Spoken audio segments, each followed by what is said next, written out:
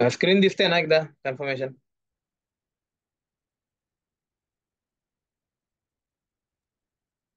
Yes. Okay.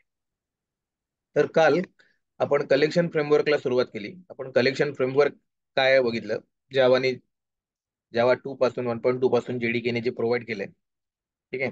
आणि त्याच्यामधला collection interface हे पूर्ण सगळं फ्रेमवर्क आणि त्याच्यातला आपल्याला लागणारा पार्ट तो म्हणजे दोन इंटरफेस आपल्याला लागतात, एक कलेक्शन इंटरफेस आणि मॅप इंटरफेस. मॅप इंटरफेस हा कलेक्शन फ्रेमवर्कचा पार्ट ऍक्च्युली नाहीये. म्हणजे हे जे आहे याच्यामधला तो एक वेगळा इंटरफेस आहे, तरी पण त्याला पकडतात. ठीक आहे. तर कलेक्शन त्याचे दोन सब इंटरफेस लिस्ट आणि सेट, आणि मॅप इंटरफेस आणि त्याचा सब इंटरफेस हॅश मॅप. आणि या इंटरफेसेसचे क्लासेस जे त्याला एक्सटेंड करतात, ॲरे लिस्ट आणि हॅश सेट, आणि याचा त्याला एक्सटेंड करणारा हॅश मॅप, हे तीन आपल्याला बघायचे आहेत. असे काल आपण बघितलं. आणि त्याच्यामधला पहिला ॲरे लिस्ट, जो लिस्ट इंटरफेसला एक्सटेंड करणारा क्लास आहे, त्या ॲरे लिस्ट क्लासचा आपण ऍक्च्युली इम्प्लिमेंटेशन कसा वापर करायचा, आणि त्यांनी त्याच्या रेडीमेड मेथड्स सिंपल काही त्या आपण काल बघितल्या.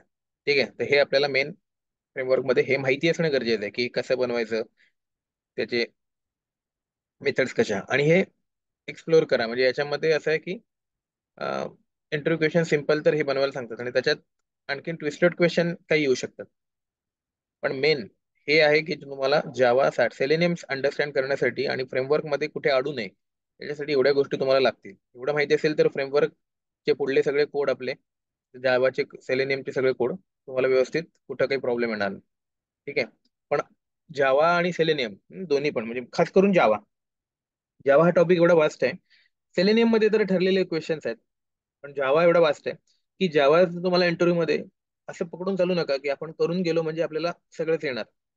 कारण इंटरव्ह्यू घेणारा कुठल्या लेवलचा आहे, तो जावा डेव्हलपर येतोय की नॉर्मल येतोय आपल्याला काही माहित नसतं. त्यामुळे जसे माणूस येईल तसे प्रश्नांची लेवल बदलू शकते. एकतर एकदम सिंपल पण विचारतील, एक्सप्लेन फक्त उप्स कन्सेप्ट सांग फक्त, तेवढं पण म्हणतील ऑब्जेक्ट ओव्हरलोडिंग म्हणजे काय असं पण म्हणतील, किंवा आतमध्ये जाऊन त्याच्यात डिटेल पण विचारतील. तर ते जेवढं आपण त्याच्यात एक्सप्लोर करू किंवा इंटरव्ह्यू क्वेश्चन जेवढे प्रिपेअर करू तेवढं जास्त चांगलं आपल्यासाठी. त्याच्यामुळे तो असा नाहीये की आपण एवढं केलं म्हणजे झालं, असं नाहीये. हे पकडून चालू नका. हे आपण करतोय ते बेसिक कोर जेव्हा अंडरस्टँडिंग आपल्या समजून घेण्यासाठी जेवढं, आणि आपल्याला सेलेनियमला कुठंच काही अडू नये जेवढं सगळं लागतंय ते कन्सेप्ट आपण सगळे कव्हर करतोय. पण जावा हे खूप फास्ट आहे. म्हणजे जावाचे जर 60 तासाचं जरी सेशन केलं म्हणजे जावा डेव्हलपमेंट, तरी ते कमीच आहे, एवढं जावा वास्ट आहे. ठीक आहे. आणि आपल्याला सेलेनियम साठी लागणारं जावा, सेलेनियम कोर जावा जे आपण वापरतो, जेणेकरून हे प्रूव्ह व्हावं की तुम्हाला ते येतंय, फ्रेमवर्क मध्ये तुम्ही डेली जावा वापरताय. एखादं असं विचारलं की हे सांग, आणि तुम्ही फ्रेमवर्क मध्ये तर ते लागतंय आणि तुम्हाला माहित नाही, तर तुम्ही एक्सपोज होऊ नये कुठे आपण सांगताना. तर अशा प्रकारचं जेव्हा आपण बघतोय, तर हे थोडंसं डोक्यात ठेवा की जेव्हा आपण करतोय म्हणजे आपल्याला जावाचं ते विचारतात की तुम्ही किती स्केल कराल जावाला तुमच्यासाठी, तर तेव्हा तुमची जावाची स्केलिंग फार जास्त नाही सांगायची. म्हणजे 10 आउट ऑफ 6 किंवा 7 असं तुम्ही म्हणू शकता. 9 वगैरे असं नाही म्हणायचं, कारण जावा डेव्हलपर ते म्हणू शकतो की जावामध्ये मी कितीला मला किती स्केल करतोय. ते सेलेनियमचं तुम्ही जास्त सांगू शकता, कारण सेलेनियम आपण जास्त, म्हणजे मुळात ते छोटं आहे कंटेंट वाईज, ते लिमिटेड कंटेंट्स आहेत. आणि आपण ते त्याची ओनरशिप आपल्याकडे, म्हणजे आपण ते सेलेनियम ऑटोमेशन टेस्टर आहोत आपण, म्हणजे त्याला आपण थोडेफार रिस्पॉन्सिबल आहोत. पण जावा म्हणजे ती प्रोग्रामिंग लँग्वेज आपण यूज करतोय ऑटोमेशन टेस्टिंग करण्यासाठी. ठीक आहे. तर हा एक पॉईंट डोक्यात असू द्या. त्यामुळे हेच एवढंच आहे असं पकडू नका. याच्यात नंतर इंटरव्ह्यू क्वेश्चन्स किंवा याच्यात तुम्हाला एक्सप्लोर जेवढं करता येईल तेवढं करत राहायचंय. पण त्याच्यात जास्त वेटेज घालू नका. म्हणजे तुम्हाला सेलेनियमच माहित नाहीये, बेसिकच येत नाहीये, तर याच्या हे डिटेलमध्ये तुम्ही उगाच कलेक्शन फ्रेमवर्कचे बाकीचे करत बसताय, ज्याची बाकीचे करू नका. म्हणजे जे गोष्टी लागत नाही ते करू नका. वेक्टर वगैरेचे प्रोग्राम करत बसूच नका. याच्यामध्ये जर आता हे वेक्टर वगैरे आहेत जे जे मुळात डिप्रिसिएटेड झालेत, ठीक आहे, अरे डीक्यू असेल, मग याचे उगाच प्रोग्राम करत बसण्यात काहीच पॉईंट नाहीये. हे नको ते झालं. पण याच्यामध्ये पण अशा काही गोष्टी आहेत की ज्या तुम्ही एक्सप्लोर करू शकता आणि त्याचे ट्विस्टेड क्वेश्चनची प्रॅक्टिस करू शकता. हं? तर ते नंतर करायचे, फक्त नंतरच्या लेवलला आपण पण ते आपलं सेलेनियम हे फ्रेमवर्क सुरू झालं की त्याच्या वेळेला ते बघणार आहोत. ठीक आहे. तर आता आपण बेसिक्स मध्ये पुढे जाऊ. पहिलं आपण ॲरे लिस्ट बघितलं आणि ॲरे लिस्ट आणि लिस्ट काय करू शकते हे आपण कालच्या लेक्चरला बघितलं. आज आपण सुरू करू आता पुढलं, ते म्हणजे हॅशसेट क्लास. इथे जरा नीट डोक्यात ठेवा, हे कन्सेप्ट एकदम डोक्यात ठेवा, ॲरे लिस्ट लिस्ट. आणि दुसरा आज आपण बघतोय हॅशसेट क्लास आणि त्याचा सेट इंटरफेस. हॅशसेट क्लास आणि इथे मी लिहितो त्याचा इंटरफेस सेट. तर त्या दोघांचं जरी तुम्हाला विचारलं तरी एकच साधारण उत्तर आपल्याला द्यायचंय की आता याचे फीचर्स काय. तर आता याच्यामध्ये पण आता आपण जर कम्पॅरेटिव्ह केलं तर ॲरेलिस्ट मध्ये आपल्याला हेट्रोजेनियस डेटा अलाउड होता. ठीक आहे. तसं आपल्याला इकडे पण बघा हेट्रोजेनियस डेटा अलाउड होता ॲरेलिस्ट मध्ये. तसं हॅशसेट मध्ये पण हेट्रोजेनियस डेटा आपल्याला अलाउड असणार आहे. हेट्रोजेनियस डेटा म्हणजे वेगवेगळ्या पद्धतीचा डेटा. तर हा दोघांमधला कॉमन पॉईंट झाला. म्हणजे एक इंटिजर, एक फ्लोट, एक कॅरेक्टर. एक इंटिजर तर इंटिजर असं नाही, कॅरेक्टर तर कॅरेक्टर, त्याला म्हणतात होमोजेनियस डेटा. तर हेट्रोजेनियस डेटा असणार आहे कारण सगळ्याला तो ऑब्जेक्ट ट्रीट करतोय कलेक्शन फ्रेमवर्क, हे आपण बघितलं. ठीक आहे. तर हे अलाउड आहे, हा पहिला पॉईंट झाला. तर दुसरा पॉईंट बघा डेटाचाच, की याच्यामध्ये अरे लिस्ट मध्ये डुप्लिकेट, आता कम्पॅरेटिव्ह करतोय आपण. पहिले आपण अरे लिस्ट बघितलं, आता आपण कम्पॅरेटिव्ह करतोय अरे लिस्ट किंवा लिस्ट आणि ऍसेट आणि सेट या दोघांमधलं कंपॅरिझन. ठीक आहे. तर तर हे कंपॅरिझन ऑब्व्हियसली असं असणार की अरे लिस्ट सोबत ऍसेटचं आणि लिस्ट सोबत सेटचं. एक तर तुम्हाला क्वेश्चन असा विचारतील इंटरव्ह्यूवर की अरे लिस्ट आणि ऍसेट मध्ये डिफरन्शिएट काय ते सांग, फरक सांग. किंवा असं विचारतील लिस्ट आणि सेट मधला डिफरन्स सांग. ठीक आहे. तर ते समजून घ्या तुम्ही की हे रिस्पेक्टिव्ह आहे, कारण दोन्ही पण सेम आहेत ना, एक क्लास आहेत आणि एक इंटरफेस आहेत. तर दुसरा पॉईंट बघा आता डेटाचा, की अरे लिस्ट मध्ये डुप्लिकेट्स अलाउड होते हॅशसेट मध्ये किंवा सेट मध्ये. सेट हा कन्सेप्टच असा आहे की जिथे डुप्लिकेट अलाउड नसतात. तर सेट जर तुम्हाला आठवत असेल तर ते काइंड ऑफ असा लिहितात, एस इज इक्वल टू, जर तुम्ही सेट आपला केला होता मॅथमॅटिक्स मध्ये, डिस्क्रिट मॅथमॅटिक्स किंवा आपल्याला अल्जेब्रा मध्ये पण सेट कन्सेप्ट होता.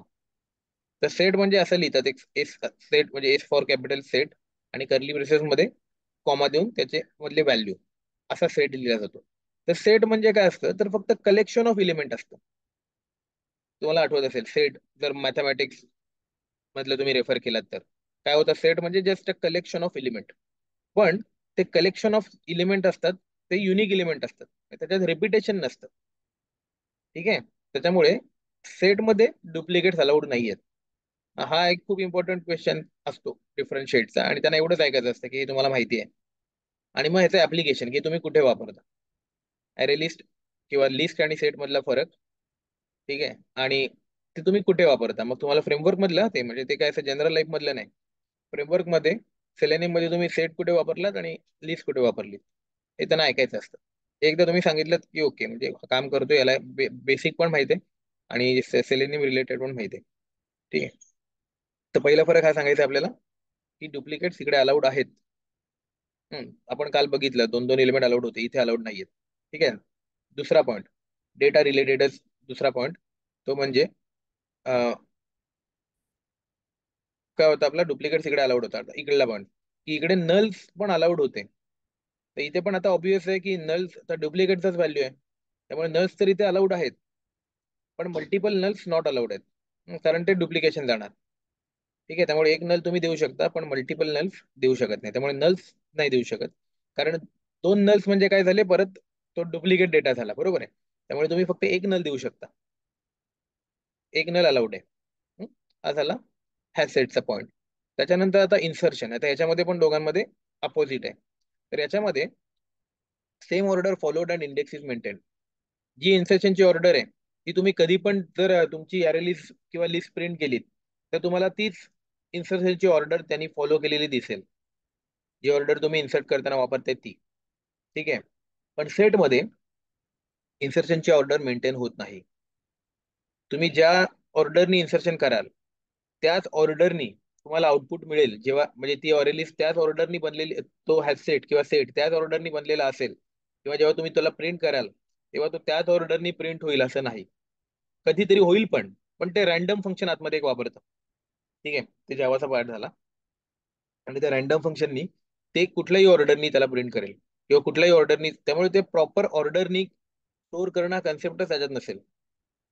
ठीक आहे, त्याच्यामुळे कंटिन्युअस डेटा मेमरी अलोकेशन इथे नसणार. हं. लगातार आजूबाजूची मेमरी मिळणार नाही नेक्स्ट त्याला. तो फक्त त्याला स्टोअर करेल, जी अवेलेबल मेमरी असेल तिथे स्टोअर करून देईल. ठीक आहे. आणि त्याच्यात फक्त त्याच्यातला कॉन्सेप्ट काय की डुप्लिकेट्स तो अलाउड करणार नाही. तर त्यामुळे दोन फरक आहेत फक्त याच्यामध्ये. याच्यामध्ये डुप्लिकेट्स अलाउड होते, याच्यामध्ये डुप्लिकेट्स अलाउड नाही आहेत. ठीक आहे. आणि याच्यामध्ये ऑर्डर मेंटेन राहत होती लिस्टमध्ये आणि अरे लिस्टमध्ये. याच्यामध्ये ऑर्डर मेंटेन ठेवली जात नाहीये, कुठल्या पण रँडम ऑर्डरमध्ये ते तुम्हाला मिळेल. तर त्यामुळे आता ऑब्विस तुम्हाला कळलं की कुठलं कधी वापरायचं. ज्या वेळेला ऑर्डर इम्पॉर्टंट असेल, सिक्वेन्शियल डेटा तुम्हाला स्टोअर करायचा असेल, ठीक आहे, इंडेक्सिंग इम्पॉर्टंट असेल, त्यावेळेला तुम्ही अरे लिस्ट वापरणार. आणि ज्या वेळेला याचा की फॅक्टर काही डुप्लिकेट झालं नाही, युनिक डेटा तुम्हाला स्टोअर करायचा असेल, डेटा असा असेल की जो युनिक आहे आणि त्याच्या सिक्वेन्सिंगचा तेवढा फरक पडत नाहीये आपल्याला, पण तो युनिक असणं जास्त इम्पॉर्टंट आहे. हे जेव्हा फीचर असेल डेटाचं, तेव्हा तुम्ही सेट किंवा हॅश सेट वापरणार. कळलं? तर त्याच्यामुळे प्रत्येक याचं वेगवेगळं आहे. म्हणजे हे जे आहे ते आपण वापरतो रिअल लाईफ मध्ये, तर फाइंड एलिमेंट्स जेव्हा आपण फंक्शन देतो सेलेनियम मध्ये, तेव्हा आपण हे वापरतो. ठीक आहे, हे इन फ्युचर आपण बघू. आणि म्हणजे आता लगेचच सुरूच होणार आहे आपलं सेलेनियम. आणि दुसरं म्हणजे हे सेट जे आहे ते आपण वापरतो, ते म्हणजे विंडो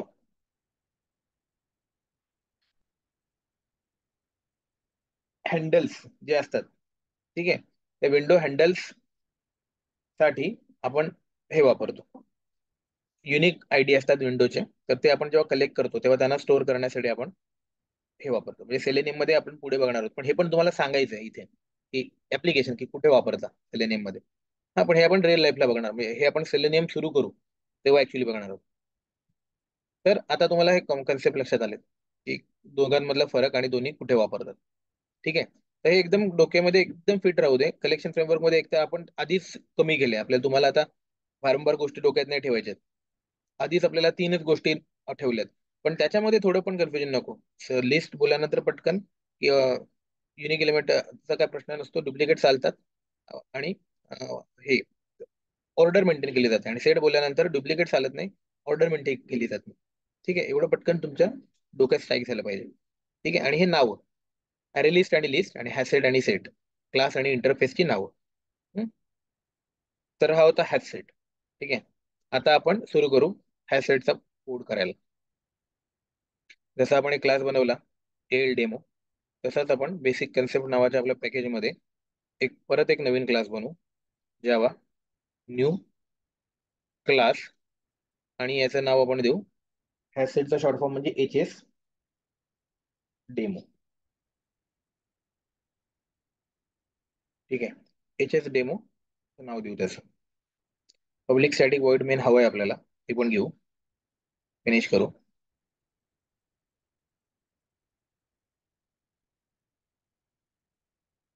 ठीक आहे. आता काल सारखंच वेणी आपण जाणार आहोत. काल जसं गेलो होतो तसंच. तर पहिली गोष्ट काय आपली असते ते म्हणजे डिक्लेरेशन. हा क्लास ऑलरेडी जावाच्या लायब्ररीने लिहून ठेवलाय लायब्ररीमध्ये, आपल्याला तो वापरायचा आहे फक्त. त्यामुळे आपल्याला पहिला तर त्या क्लासचा ऑब्जेक्ट बनवायला लागणार. पहिली तर ती इम्पोर्ट करायला लागणार, पण आपण आता इम्पोर्ट असं इथे डायरेक्ट जाऊन लिहित नाही आहोत. कारण आपल्याला पण माहिती आहे ते लिहिणं पेक्षा एक मेथड आहे, डायरेक्ट आपण कंट्रोल शिफ्ट करून ते वरती ऑटोमॅटिक आपल्याला इक्लिप्स देतं. ठीक आहे. पण जर तुम्हाला हे नोटपॅडला करायला लावला हा कोड, तर तुम्ही इंटरव्ह्यूला ही गोष्ट सांगायची तिथे की पहिली स्टेप असेल मी तो इम्पोर्ट करीन, ते पॅकेज मी इम्पोर्ट करीन, हे तुम्हाला नोटपॅडला करायला लावलं तर सांगायचंय. ठीक आहे. तर ते थोडंसं तुम्हाला डोक्यात ठेवायचंय. इथे आपण आता करतोय डायरेक्ट, मी इम्पोर्ट आधी नाही करत आहे कारण शॉर्टकट मला डायरेक्ट ते देतोय. हम्म.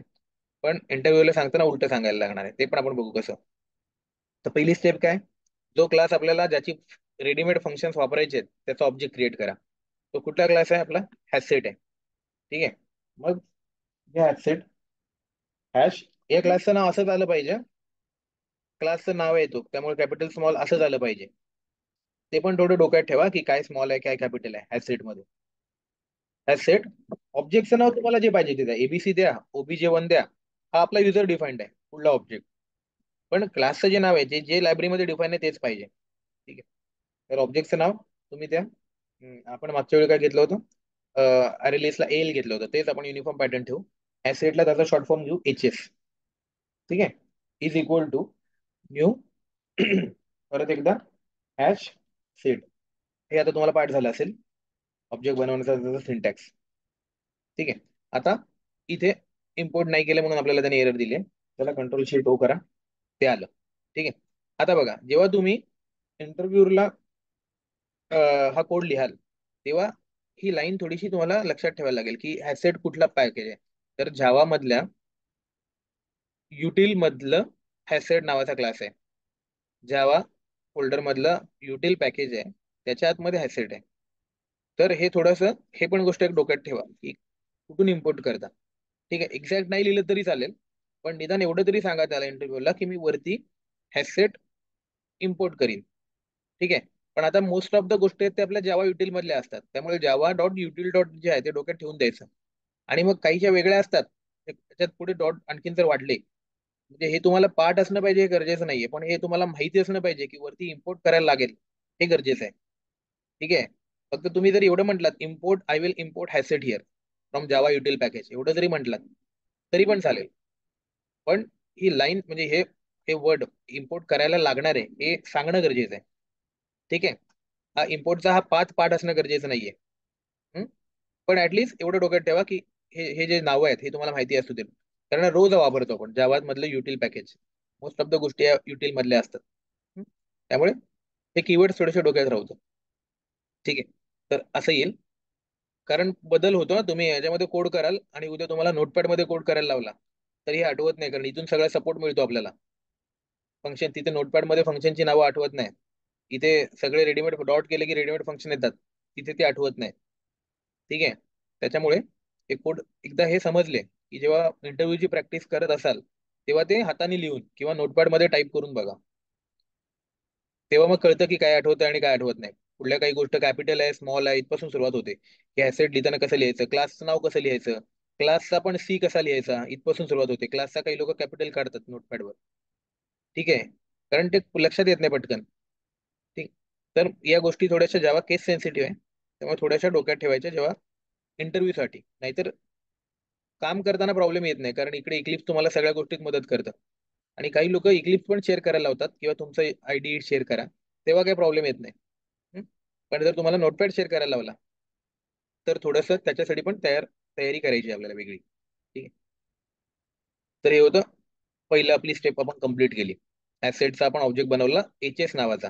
तर याच्या पुढे आपलं सगळं जे कम्युनिकेशन असणार ते HS सोबत असणार. HS डॉट केलं की आपल्याला सगळ्या मेथड मिळणार आहे. एकदा आपण चेक करू, ओके ऍसेटचा मेथड तो दाखवते, म्हणजे ऑब्जेक्ट आपला प्रॉपरली बनला त्याच क्लासचा. ठीक आहे. तर आता आपण माहिती आहे आपल्याला जी आता कंपॅरेटिव्ह स्टडी जे तुम्ही अर्लिस्टला केलं, हे अर्लिस्ट क्लास ओपन केला तुम्ही, बंद करतो. काल तुम्हाला जे आपण अर्लिस्टला केलं तेच आता फक्त कंपॅरेटिव्हली इकडे करायचंय. तर सुरुवातीला आपण अर्लिस्टला काय केलं, तर आपण बघितलं की काही फंक्शन्स, इम्पॉर्टंट फंक्शन्स आपण बघतोय. तर पहिलं, तर लिस्ट बनल्यानंतर तुम्हाला ऍड करायचे कंटेंट, तर त्यासाठी तुम्ही ऍड नावाचं फंक्शन वापरलं, बरोबर. इथे पण सेम आहे, म्हणजे याच्यात तुम्ही काही वेगळं शिकत नाहीत. HS डॉट ऍड केलं तर तुम्हाला ऍड नावाचं फंक्शन मिळणार.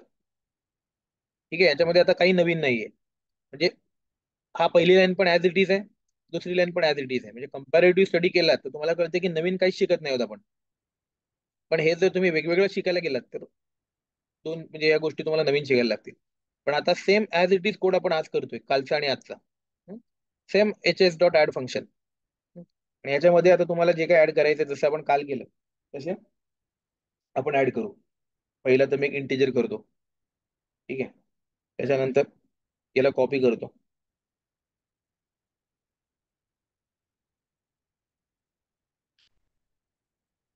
आणि ऍड मधले व्हॅल्यू बदलतो. मग आपल्याला प्रूव्ह कुठला करायचंय, पहिला पॉईंट प्रूव्ह करायचा आहे की हेट्रोजेनियस डेटा अलाउड आहे ह्या सेट मध्ये पण. तर हेट्रोजेनियस डेटा देऊन आपण बघू.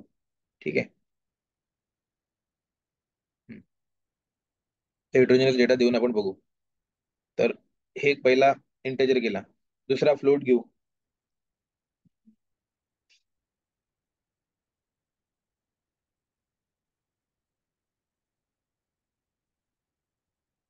ठीक आहे.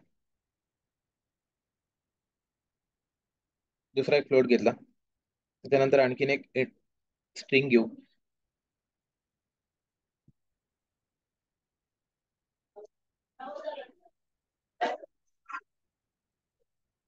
त्याच्यानंतर हम्म, काय करू, पहिला नॉर्मल करू आणि मग आपण ते डुप्लिकेट्स वगैरे तर नंतर बघू. ठीक आहे. तर त्याच्यानंतर मग आपण एक नल ऍड करू.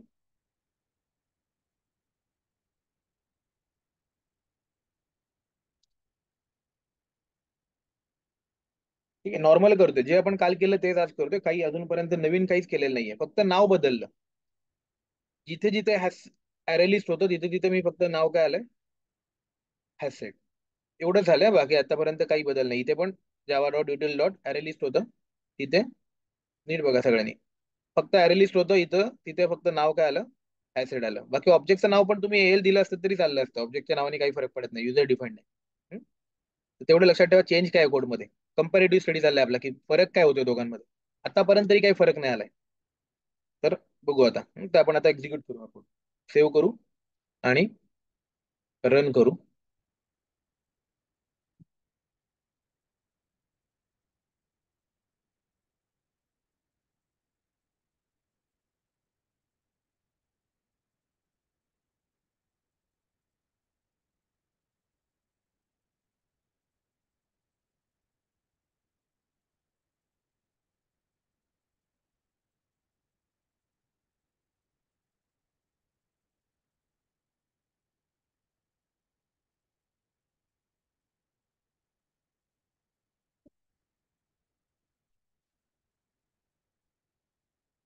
इश्यू काय होतोय, एक्झिक्यूट काय नाही होत.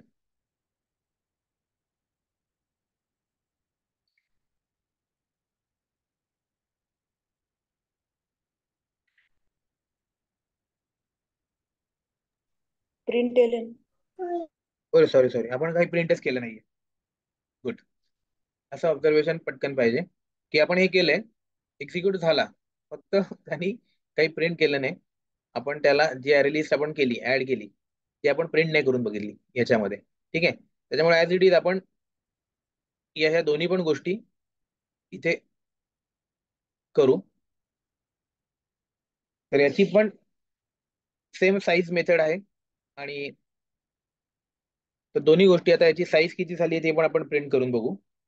हम्म? तर फक्त आता एल च्या जागी आपला ऑब्जेक्ट काय बनवलाय आपण, एच एस. ठीक आहे. तर फक्त आपल्याला एल च्या जागी एच एस टाकायचं, एच एस डॉट साईज, आणि इकडे आपण एच एस ला प्रिंट करू. ठीक आहे, कंट्रोल लेस करू आणि आपण त्याला एक्झिक्यूट करू. ठीक आहे. बघितली तुम्हाला, साईज तर आली 4. साईज बरोबर आहे, 4 एलिमेंट टाकले तर साईज 4 आली. पण प्रिंट केल्यानंतर तुम्हाला आता बघितली, जर तुम्ही बघाल तर सिक्वेन्स मेंटेन झालेला नाहीये. पहिला 240 आहे, त्याच्यानंतर आपला सिक्वेन्स इन्सर्ट करताना 15.5 होता, त्याच्यानंतर 3 होता आणि त्याच्यानंतर नल होता. तर इथे जर बघाल तर आधी नल आलाय, मग 15.51 आलाय, मग 3, म्हणजे सिक्वेन्स त्यांनी कसाही उलटा सुलटा केलाय, मेंटेन केलेला नाहीये. तर म्हणजे इथे आपले कुठले पॉईंट प्रूव्ह झाले याच्यामध्ये, तर एक म्हणजे हेट्रोजेनस डेटा अलाउड आहे, हा प्रूव्ह झाला. ठीक आहे. त्याच्यानंतर दुसरा पॉईंट त्याच्यात प्रूव्ह झाला, तो म्हणजे insertion order is not maintain. हा पण पॉईंट इथे एक प्रूव्ह झाला, की इन्सर्शन ऑर्डर त्यांनी मेंटेन केली नाही. जेव्हा आपण त्याला प्रिंट केला, तेव्हा जी इन्सर्शन ऑर्डर होती, ती जे आपण ऍड करताना दिली होती, ती इन्सर्शन ऑर्डर त्यांनी मेंटेन केलेली नाही. ठीक आहे. तर हे काय झालं, इथे प्रूव्ह झालं. आता आपण बघू की दुसरे पॉईंट जे आहेत, की मल्टिपल डुप्लिकेट डेटा तो अलाउड करत नाहीये, असं आपण म्हणतोय ना. तर मग ते करून बघू. तर आता मी परत काय करतोय, 240 आहे, तर हेच मी परत ऍड करतो नंतर. ठीक आहे. परत मी ऍड करतो. ठीक आहे. आणि त्याच्यानंतर परत आणखीन हे नल पण परत एकदा ऍड करतो. ठीक आहे. किंवा वरतीच ऍड करतो, इथेच ऍड करतो, म्हणजे उगाच हे नको. इथे मी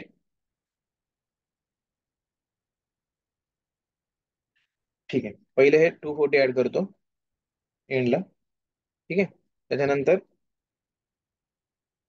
परत एकदा नल ऍड करतो. काय करतोय आपण, आपल्याला आता पॉईंट प्रूव्ह करायचं आहे की मल्टिपल सॉरी मल्टिपल डेटा नाही, आपल्याला प्रूव्ह करायचं आहे की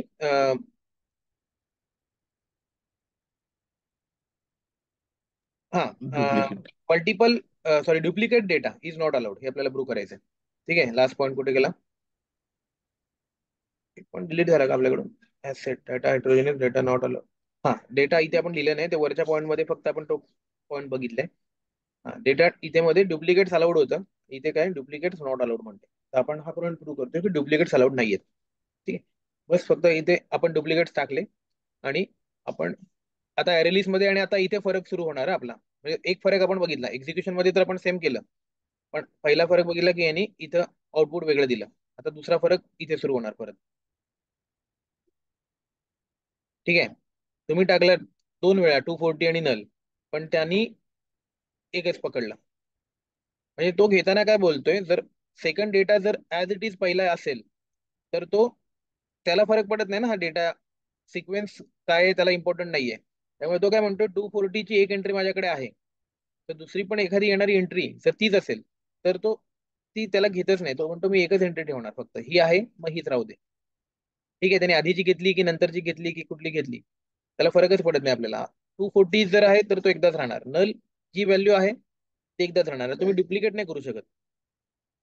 त्याला तुम्ही 10 वेळा जरी ऍड केलात तरी त्याच्यामधली value फक्त एकच राहणार. ठीक आहे, ही गोष्ट फक्त डोक्यात घ्या की कसं होतं. तर पहिला मुद्दा आपण बघितला, याच्यामध्ये आता फरक आपल्याला कळला की इन्सर्शन ऑर्डर मेंटेन नाही केली यांनी, ही पहिली गोष्ट झाली.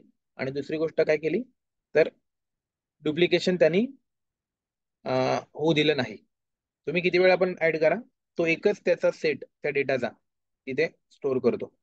ठीक आहे, तर हा एक मुद्दा आपण बघितला. तर हा होता दोघांमधला फरक. आता आपण बघू की याच्यामधून जर तुम्ही आता ऍड करताय, हम्म, तर काल आपण आणखीन एक बघितलं होतं ऍरलिस्ट मध्ये. ऍड नंतर आपण काय बघितलं होतं, इकडला मी जरा काढून टाकतोय खालचं वाला. आता ऍरलिस्ट मध्ये बघा, आपण ऍड केलं होतं. ठीक आहे, त्याच्यानंतर आपण रिमूव्ह मेथड बघितली होती. ठीक आहे, ऍज इट इज आपण करू आणि याची आपण आता रिमूव्ह मेथड देऊ याच्यामध्ये. ठीक आहे, तर इथे बघा रिमूव्ह कसं करत होतो आपण. तर रिमूव्ह करताना आपण इथे काय देत होतो रिमूव्हला, हे होतं जर तुम्हाला आठवत असेल तर इंडेक्स व्हॅल्यू देत होतो. की कुठल्या इंडेक्सची व्हॅल्यू रिमूव्ह कर हे आपण सांगायचो, बरोबर. कारण इथे इंडेक्स होती, लिस्ट मध्ये इंडेक्स होती. पण आता आपल्याला माहिती आहे की हा जो हॅश सेट आहे तो इंडेक्स मेंटेनच करत नाहीये, त्याच्यामुळे आपण इकडे त्याला इंडेक्स देऊ शकत नाही.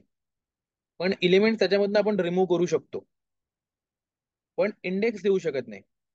मग आपल्याला काय द्यायला लागतं, तर तुम्हाला व्हॅल्यू द्यायला लागते. जी डेटाची व्हॅल्यू द्यायला लागते ती तुम्हाला तिथे मेन्शन करायला लागते की कुठला डेटा डिलीट कर, कारण तिथे इंडेक्स नाहीच आहे सेटमध्ये. ठीक आहे ना, आता डिफरन्स लक्षात घ्या आता कसा होतोय तो.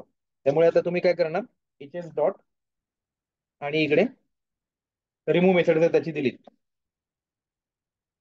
तर तुम्हाला इथे ऑब्जेक्ट हो, म्हणजे आधी इंडेक्स येत होता त्याच्यामध्ये, इथे तुम्हाला डायरेक्ट ऑब्जेक्ट म्हणजे डेटा द्यायला लागणार की काय रिमूव्ह करायचं, तो डेटा सांग तो मी रिमूव्ह करतो. ठीक आहे, तर मग आता तुम्हाला रिमूव्ह जर याच्यामधून करायचं असेल 240, तर तुम्हाला इथे 240 असं द्यावं लागणार की हे 240 जे आहे ते माझ्यामधून रिमूव्ह कर, असं तुम्हाला एक्सप्लिसिटली इथे डेटा द्यावा लागणार. ठीक आहे, तर आता मी परत एकदा याला प्रिंट करतो.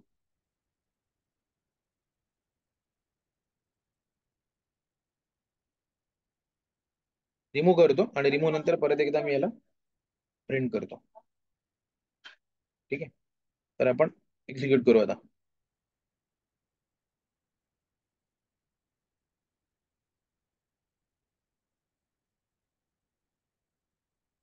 ठीक आहे, तर पहिल्या त्यांनी नॉर्मल वाली आपली लिस्ट प्रिंट केली, त्याच्यानंतर रिमूव्ह केलं 240 आणि रिमूव्ह केलेली लिस्ट प्रिंट केली.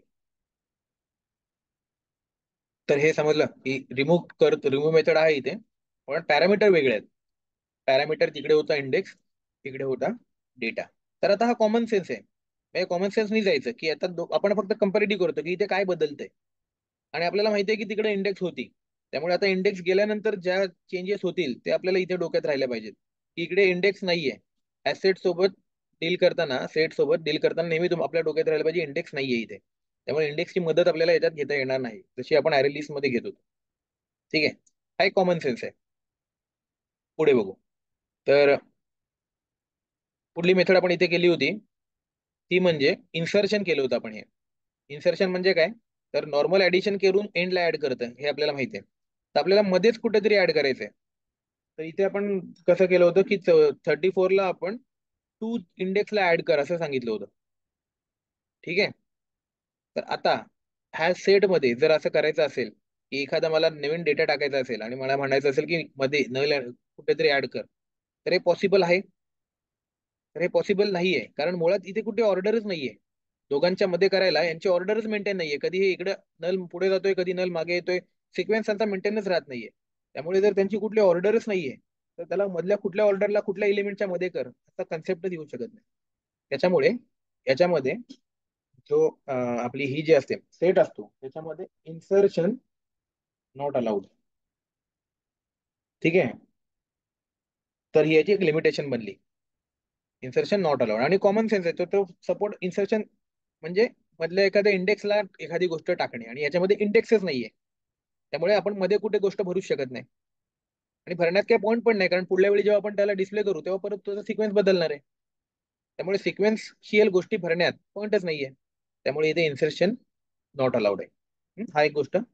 कंपॅरेटिव्ह करतोय फक्त आपण, याच्यात कसं होतं आणि याच्यात कसं बदलत चाललंय. ते कळलं की इथे इन्सर्शन अलाउड होतं. त्यासाठी आपण काय केलं होतं, ऍडची ओव्हरलोडिंग केलं होतं, मेथडची ओव्हरलोडेड मेथड वापरत होतो. हा, तर इथे ती वापरता येणार नाही आपल्याला, कारण इन्सर्शन अलाउडच नाहीये. ठीक आहे. आणखीन आपण गेट मेथड वापरली होती याच्यामध्ये. ठीक आहे. तर ती गेट मेथडला पण आपण काय देत होतो, लोकेशन देत होतो. तर गेट कशा करता होतं, तर एखादी व्हॅल्यू मिळवण्यासाठी आपल्याला, की 3 लोकेशनची व्हॅल्यू कुठली आहे ती मला सांग, हा पर्पज होता. तीन तीन लोकेशन, थर्ड लोकेशनला माझी व्हॅल्यू कुठली असणार आहे. तर आता आपल्याकडे लोकेशनच नाहीये, त्याच्यामुळे इथे आपल्याला गेट पण करता येणार नाहीये, कारण लोकेशनच जर दिली नाही तर व्हॅल्यू कुठून मिळणार. आणि जसं इथे आपण रिमूव्हला व्हॅल्यू पाठवत होतो, तर इथे आपल्याला ती रिमूव्ह करायची म्हणून व्हॅल्यू पाठवतोय. पण तशीच तुम्ही गेटला एखादी व्हॅल्यू नाही पाठवू शकत ना, की मला तुमच्याकडे व्हॅल्यू कुठली आहे तुम्हाला माहिती आहे आणि तुम्ही म्हणताय की 240 व्हॅल्यू मला दे. म्हणजे ही 240 मिळवण्यासाठी तुम्ही 240 पाठवताय. याच्यात काय अर्थ आहे? ही जर तुम्हाला माहिती आहे तिथे 240 आहे, तर 240 तुम्ही परत मिळवाल कशाला? 240 एखाद्या लोकेशनची व्हॅल्यू आपल्याला माहिती नव्हती, त्याच्यामुळे आपण सांगत होतो की थर्ड लोकेशनला काय व्हॅल्यू आहे ती मला पाठव, मग 240 यायचा. पण ती व्हॅल्यूच पाठवून मला व्हॅल्यू दे असं म्हणण्यात काही पॉईंट नाहीये. त्याच्यामुळे गेट पण इकडे नॉट अलाउड आहे. कळलं? तर असं हे कॉमन सेन्सच्या गोष्टी आहेत या, की इंडेक्स नाही म्हणून ज्या ज्या गोष्टी इकडे नाही होणार त्या गोष्टी इथे अलाउड नाहीयेत. त्यामुळे ह्या सेटचं कंपॅरेटिव्ह बघितलं तर या 2 मेथड आपल्या कमी झाल्या. ठीक आहे. आता बघू, तसंच कंपॅरेटिव्हच करू आपण. आता बघू की ह्या सेटला आपल्याला जर इटरेट करायचं असेल, म्हणजे एक एक एलिमेंटला जर व्हिजिट करायचं असेल, ओव्हरऑल ह्या सेट जर आपण डिस्प्ले केला, पण एक एक एलिमेंट आपल्याला व्हिजिट करायचं असेल, किंवा इन फ्युचर आपण एक एक एलिमेंटला काहीतरी आपल्याला मधलंच कुठलं तरी एलिमेंट शोधायचं असेल, एक एक एलिमेंटला व्हिजिट करून प्रत्येक एलिमेंट सोबत काही कम्युनिकेट करायचं असेल, त्यासाठी इटरेशन करायला लागेल. तर हे कसं करायचं, तर लूप. आता हे तुम्ही कुठला पण लूप वापरा, फॉर इच मी वापरलाय, तुम्ही साधा लूप वापरा, व्हाईल लूप वापरा, कशाने पण करा. फॉर इच लूप सोपा पडतो म्हणून तो वापरतोय आपण, आणि तो जेव्हा ज्या ठिकाणी अरेज किंवा अशा काही कन्सेप्ट असतात त्या ठिकाणी तो वापरला जातो. त्यामुळे इथे तुम्ही तो वापरू शकाल. तर आता ऍज इट इज आपण हा वापरणार आहोत. ठीक आहे. त्यामुळे मी आता ऍज इट इज हा लूप घेतो इथे. ठीक आहे. आणि घेतो इथं.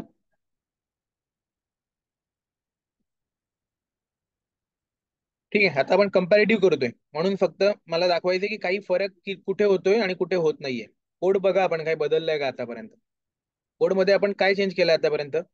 वरच्या कोडमध्ये फक्त एकच चेंज केलंय आपण आतापर्यंत, की इथे रिमूव्हला आपण इंडेक्स पाठवत होतो, ती फक्त आपण इथे डेटा पाठवलाय. हे जर सोडलं तर या कोडमध्ये आणखीन कुठला चेंज नाहीये. म्हणजे नाव बदलणं सोडून द्या, हे नाव तर आपण एल पण ठेवू शकत होतो, त्याने काय फरक पडला नसता. ठीक आहे, आणि इकडे फक्त हॅशसेट जिथे होता तिथं अरे लिस्टच्या जागी हॅशसेट वापरला, ते तर आपण हॅशसेटच बघतोय. ठीक आहे, तर आता कोड किती सिमिलर आहे बघा. तर आता तुम्हाला फक्त इथे काय करायचंय, एकच चेंज करायचंय. इथे तुमची लिस्टचं नाव काय होतं, एल. ते एलच्या इथे तुमचं नाव फक्त काय बदलेल, एच एस. झालं, बाकी काही बदल नाही. फॉर लूप पण सेम ऍज इट इज चालणार. ठीक आहे, म्हणजे एक जर तुम्हाला कळत असेल आणि बेसिक कन्सेप्ट माहित असेल तर पुढल्या गोष्टी फक्त कंपॅरेटिव्ह शिकायच्या आहेत. नवीन काही नाही ते शिकण्यासाठी. ठीक आहे, आता मी हे प्रिंट करतो. हे कळलं ना सगळ्यांना, फॉर लूप काल जसा वापरला तसंच वापरला. फक्त इथे आपलं नाव बदललं. आपल्या लिस्टचं जे नाव होतं ते आपण इथे फक्त बदललं. ठीक आहे, हे मी सेव्ह करतो आणि रन करतो. ठीक आहे, यांनी इंडिव्हिज्युअल व्हॅल्यू प्रिंट केल्या बघा. नल 15.51 आणि श्री. अशा इंडिव्हिज्युअल व्हॅल्यू आणि प्रिंट केल्या. कळलं. तर असं हे आहे. म्हणजे आता तुम्हाला कळलं कन्सेप्ट, की फक्त कंपॅरेटिव्ह करायचंय. ज्या गोष्टी इथं पॉसिबल आहेत ते इथे पण आहेत. कुठल्या नाही आहेत, जर ज्या इंडेक्सच्या रिलेटेड आहेत त्या नाही आहेत. ठीक आहे, तर हे बेसिक आहे. आणि म्हणजे ह्याच्यानंतर याचा यूज जेव्हा आपण फ्रेमवर्क मध्ये करू, ऍक्च्युली फ्रेमवर्क मध्ये पण नाही, सेलेनियम जेव्हा सुरू करू ना आपण, त्याच्या दुसऱ्या तिसऱ्या दिवसापासून त्याचा यूज सुरू होणार आहे. की फाइंड एलिमेंट्स आपण वापरायला सुरुवात करणार आहोत, त्याच्यानंतर लगेचच हे वापरायचं आहे आपल्याला. तर ह्याचा यूज जेव्हा आपण तिथे करू तेव्हा ऍक्च्युली आपल्याला त्याचे ऍप्लिकेशन्स आणि बाकीच्या मेथड्स वगैरे आणि मग इंटरव्ह्यू क्वेश्चन्स ते बघू. पण आता पहिलं तर हे डोक्यात भरवा, म्हणजे याचं ऍप्लिकेशन करा, करून बघा. आणि हे फक्त क्लास क्रिएट करणं आणि त्याच्या मेथड वापरणं खूप सोप्या गोष्टी आहेत तसं बघायला गेलं तर. पण उगाच कलेक्शन फ्रेमवर्क म्हणजे